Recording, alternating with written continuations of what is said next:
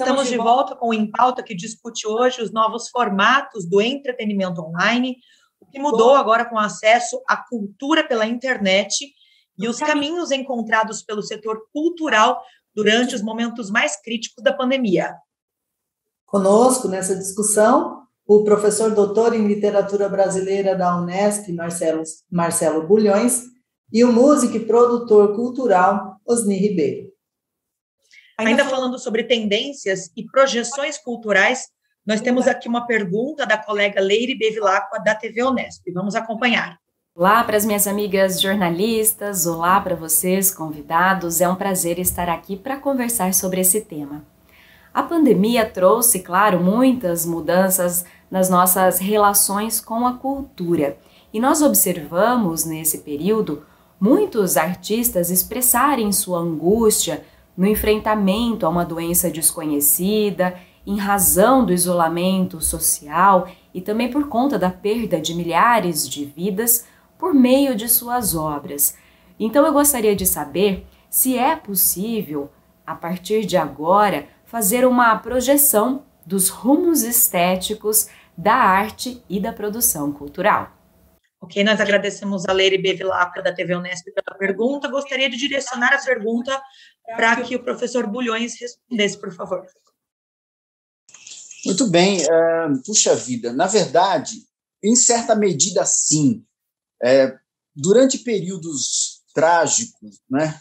Período da Segunda Guerra Mundial, período de outras epidemias, na verdade, períodos terríveis, por exemplo, vividos na Europa Ocidental, na Europa Oriental, União Soviética, Rússia, enfim, esses exemplos demonstram que a arte sempre reagiu, ora refletindo no período posterior uma espécie de horizonte de retomada, de renascimento, né, da esperança e da alegria de viver, ora manifestando também uma espécie de melancolia, como se a arte fizesse uma espécie de luto em relação ao que foi vivido, né? Agora, por isso que eu estou falando em certa medida, porque a arte, eu estou falando mais de arte, não de entretenimento, acho que tem uma fronteira aí, às vezes tem uma interface.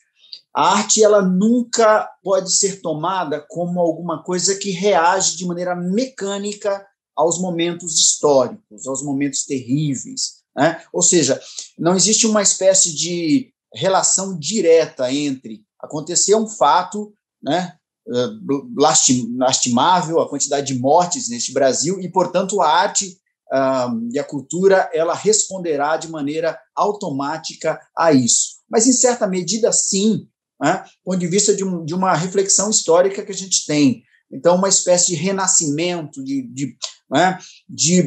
e principalmente, na minha opinião, isso já está se manifestando no cinema, por exemplo, né, numa espécie de nós não vamos esquecer.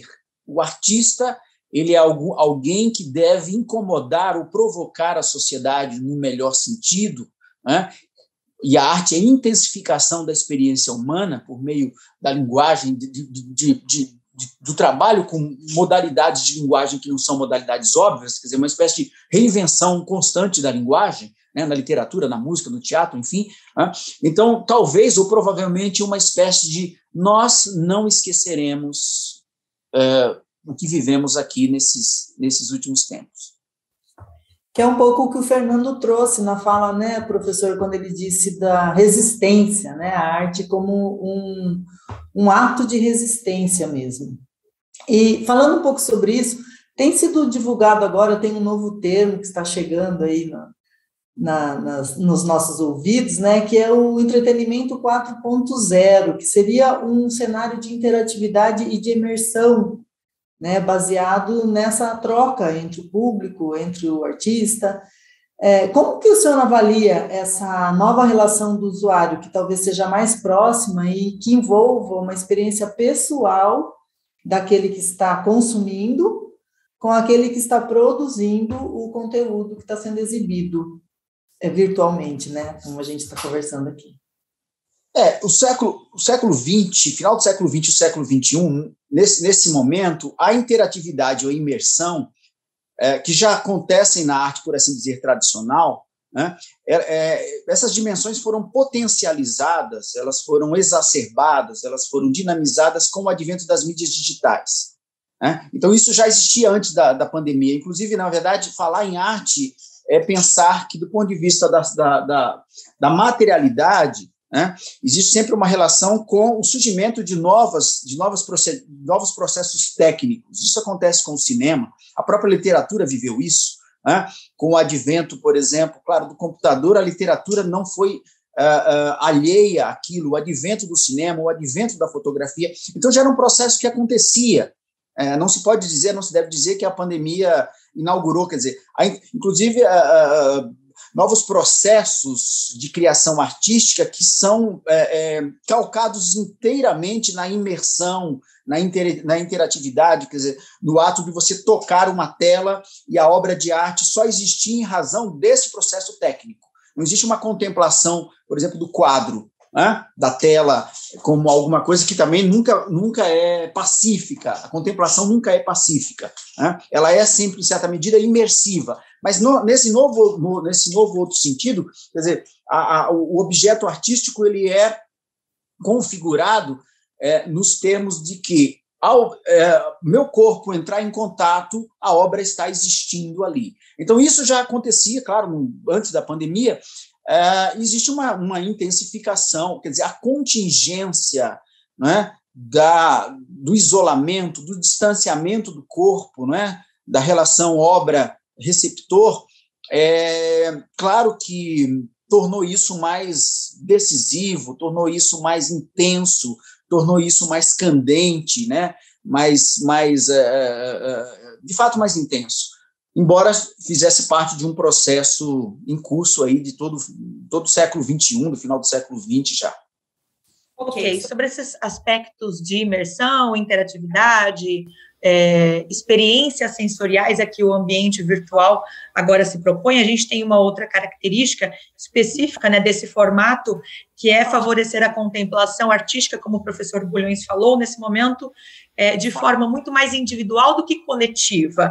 E agora eu gostaria da análise das impressões do Osni com relação a esse individualismo. Isso pode ter um impacto negativo, na sua opinião, no aspecto de reflexão social a que a cultura e a arte se propõem?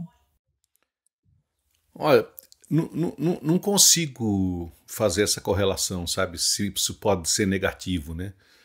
O que eu consigo pensar é que talvez a parte mais interessante quando você vai assistir um espetáculo, seja ele qualquer um, seja de música, de dança, de circo, seja de teatro, né? É a troca entre as pessoas que estavam ali naquele ambiente, e no momento que aquele espetáculo termina, né? A gente sempre sai com aquela vontade de conversar sobre o que a gente sentiu, o que a gente não sentiu, tal. Eu acho que talvez no ambiente virtual isso fique um pouco prejudicado, ainda que a gente tenha a possibilidade dos chats de conversa e tal, né, durante os processos e tudo mais, né? Em contrapartida, talvez a gente consiga ter uma introspecção um pouco maior sobre aquilo que você viu, quem realmente assistiu com interesse, com atenção, né? Talvez tenha uma introspecção um pouco maior. Então eu não sei se realmente essa contemplação individual, né, se ela tem um impacto negativo. Acho que ela tem um impacto diferente, né? Um impacto diferente do que aquele que a gente estava acostumado. E muitas vezes a cultura e a arte, ela propõe essa contemplação individual, né? Você pega um livro, por exemplo, ele é um processo de contemplação individual. Você está ali lendo os textos e está contemplando individualmente. Você está ouvindo um disco, ele é um processo de contemplação individual. Talvez sejam novos caminhos que estão aparecendo para a gente, tanto na cultura como na arte, e cabe ao público talvez se adaptar um pouco a isso, ao artista entender como é que se dá esse processo de troca, para que esse impacto possa ser positivo. Eu queria fazer uma aspas aqui, voltar lá nas falas. A gente faz parte de um coletivo muito grande de arte, que é o Dandô. É um coletivo de músicos que tem outras vertentes também que se relacionam, tem dança, tem pessoal da literatura e tal. E é um coletivo bem atuante, né? Inclusive durante esse período de pandemia. É quase que uma cooperativa cultural e artística. E a gente usa muito dentro do Dandô, a gente não gosta muito de usar o termo resistência, né? Porque resistência tem uma questão de divisão, né? Eu estou resistindo a alguma coisa que está vindo. A gente gosta de usar o termo insistência, que a gente tem a tentativa de insistir para que as ideias e as coisas realmente aconteçam, né? Então, voltando no final, a contemplação, acho que individual, ela tem um aspecto novo. Um aspecto novo que a gente já conhecia em outras linguagens. E acho que isso não dá para a gente pensar nele como negativo. Muito bem.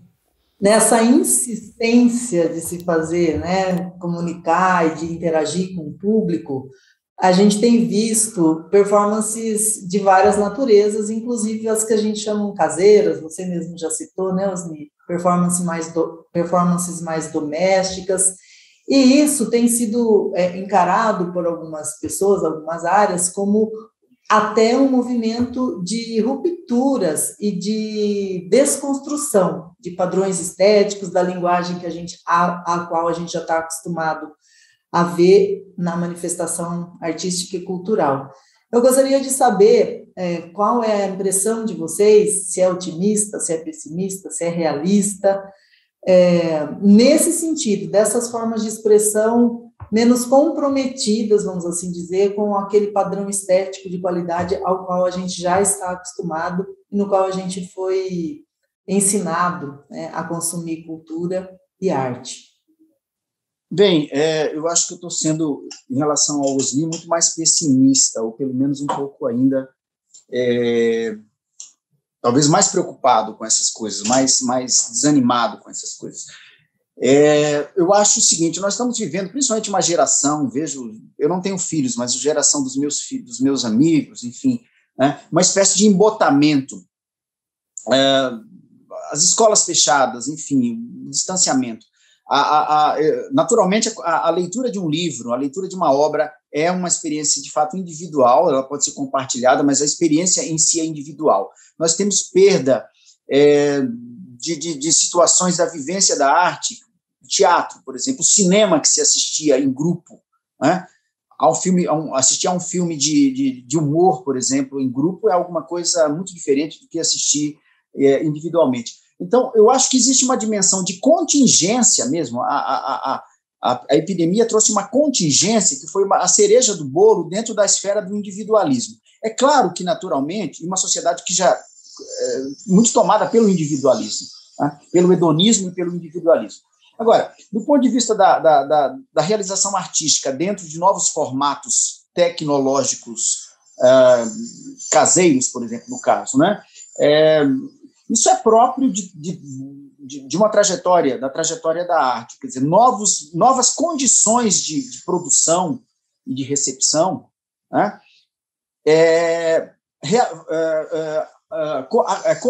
produzem novas formas de arte, novos gêneros. Então, por exemplo, o disco de vinil, né, e o rádio foram fundamentais nisso, quer dizer, o desenvolvimento da canção, como nós conhecemos hoje, que já era uma coisa, né, a canção vem da Idade Média, a cantiga, enfim, né, mas o advento da tecnologia do disco leva com que, na verdade, você tenha uma segmentação, e o rádio, principalmente, né? Então, naturalmente, estamos ainda acompanhando alguma coisa que pode ser o surgimento de novos gêneros, né, e gêneros sempre surgem, naturalmente, alguns desaparecem, dentro dos novos formatos de produção e de recepção, como, por exemplo, e aí, naturalmente, as linguagens que advêm disso, né, cabe a mim, por exemplo, que sou professor de linguagens, de estética, avaliar. Olha, você sabe que essa questão da performance doméstica, né, daquelas coisas mais caseiras, na verdade, se a gente for pensar, ela é um pouco ancestral, né? Porque se a gente for pensar a arte lá atrás, ela era uma coisa muito mais caseira, que acontecia ali nos saraus, acontecia nos espaços onde as pessoas conviviam, né? E eu tenho uma questão bastante interessante para recordar. A gente teve um grande programa que foi feito no Brasil todo, que foi o programa dos Pontos de Cultura, que era o Cultura Viva. na época que o Gil foi ministro da Cultura, bons tempos, né? E o Célio Turino, que encabeçava boa parte dessa ideia, o Célio tinha uma fala muito contundente, né? E onde o recurso chegando na ponta, na manifestação da cultura popular, né? A gente poderia dar protagonismo para expressões onde as pessoas se reconhecessem nela, né? Então, por exemplo, eu me reconheço muito mais como caipira, como ser humano, quando eu vejo, por exemplo, o Levi Ramiro, que é aí de Bauru, né, um grande artista, do que quando eu vejo, por exemplo, o Sérgio Reis, entendeu? Eu não consigo me ver no Sérgio Reis, mas eu me vejo no Levi Ramiro. E isso da gente se enxergar na pessoa, ela dá uma outra dimensão, né? Então talvez essa produção caseira, essa produção um pouco mais despojada, traga para as pessoas uma possibilidade de falar, puxa, eu estou me vendo nisso, eu acho que eu consigo fazer alguma coisa parecida do que essa pessoa está fazendo, do que esse artista está fazendo, né? Então dá uma dimensão mais humana para o artista, né? Não é aquela dimensão distante, daquele palco lá longe, que você vê a pessoa pequenininha, mas que você vê a pessoa ali do teu lado, né? Contando uma história ou tocando uma música, bem ali próximo de você, né? Eu acho que talvez essa produção, essa performance doméstica, quando vista do lado mais artístico, realmente ela tenha um poder, ela tenha tido um poder um pouco mais ampliado do que a gente esperava.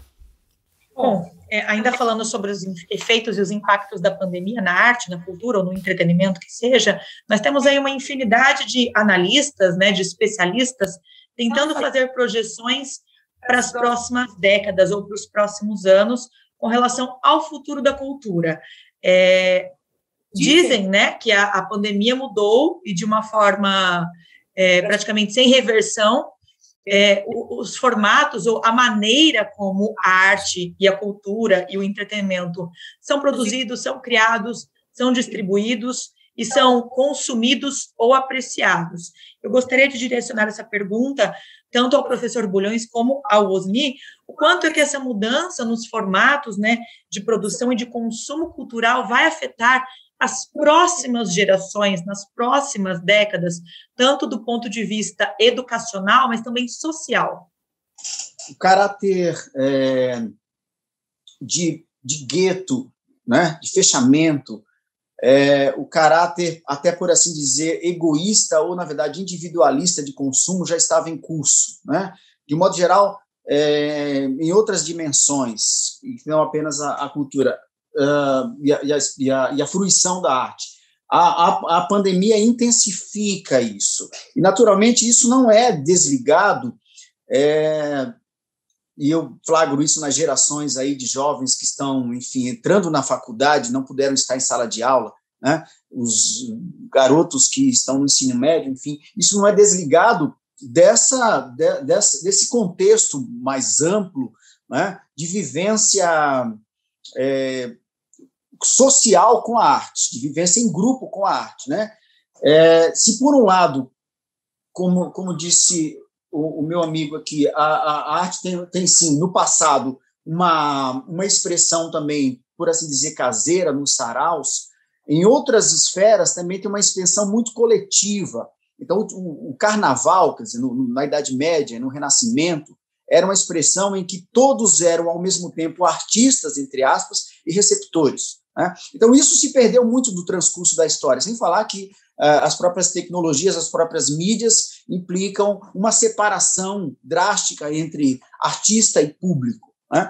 Então, a pandemia parece ser uma espécie de cereja do bolo desse processo, né? Embora, por outro lado, ainda existam expressões de coletividade. Então, os grandes festivais, né, que são também verdadeiras catarses coletivas, né, em que a música funciona mais como uma espécie de incitador de um grande agrupamento de massa para uma espécie de grande carnaval, de grande catarse em massa.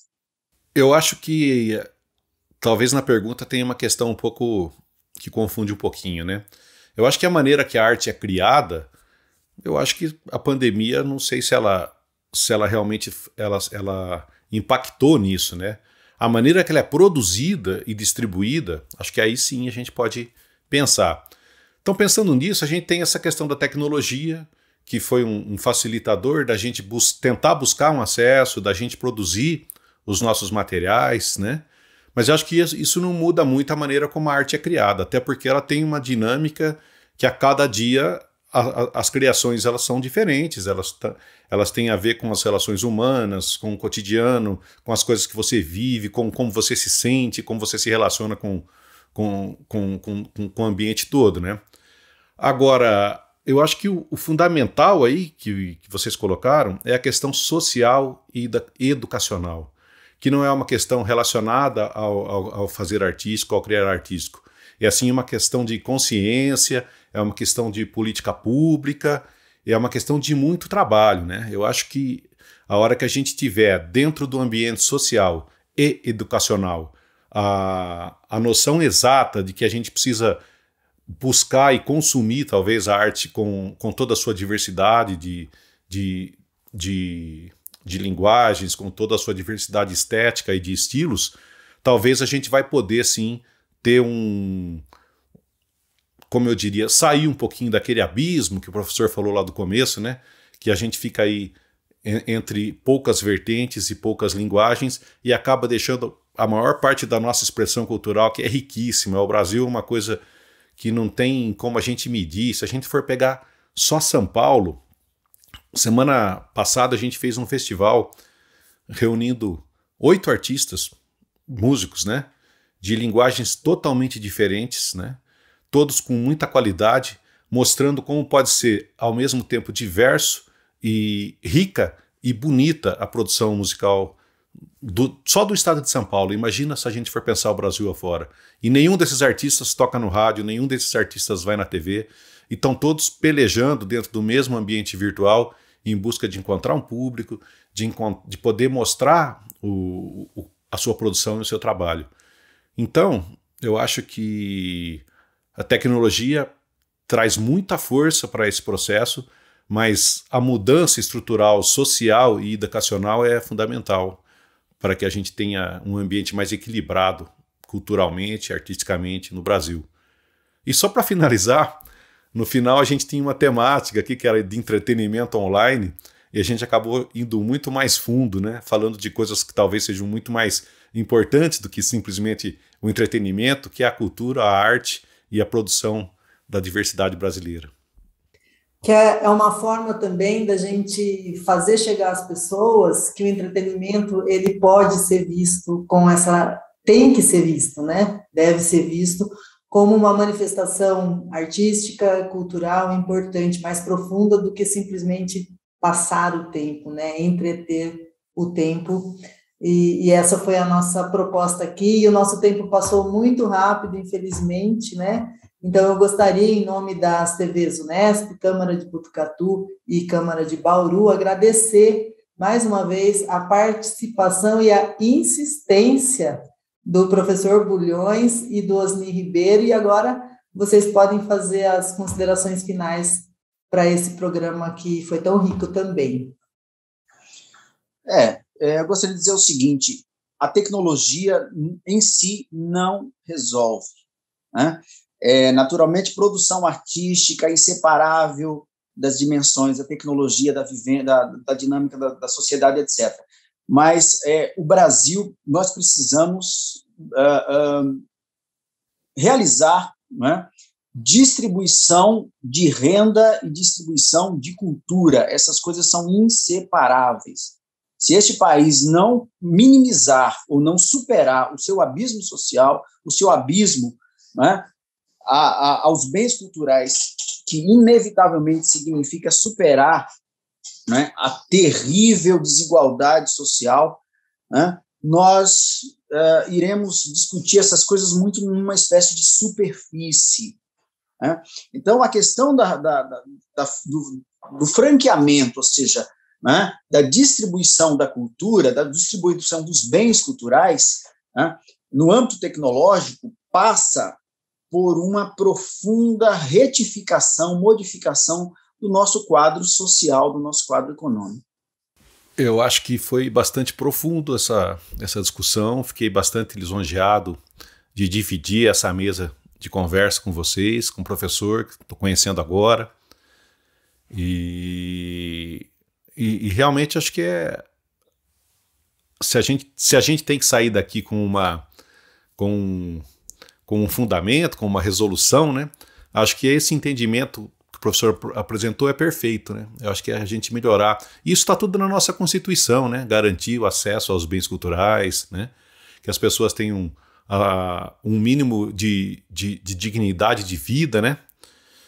E não é uma construção muito fácil, né? Talvez do ponto de vista do artista, o que cabe a gente é estar sempre procurando fazer da melhor maneira e sempre estar procurando chegar nas pessoas, fazer um trabalho de convencimento que não é fácil, convencimento por meio da arte e muitas vezes por meio do diálogo e das conversas.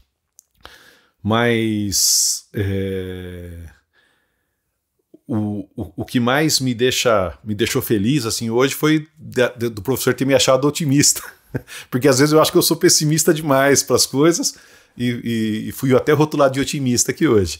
Mas, gente, muito obrigado, eu agradeço demais pelo convite, para mim foi muito importante, espero que tenha sido importante para cada um que assistiu, tenha trazido um pouco de consciência para cada um que assistiu. Um abraço a vocês pela temática e meu agradecimento.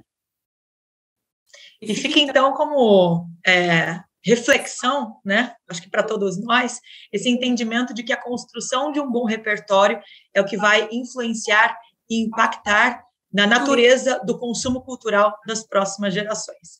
O programa Em Pauta fica por aqui, mas você pode rever essa e outras edições no canal do YouTube das 3 emissoras, TV Câmara Bauru, TV Câmara Botucatu e TV Unesp.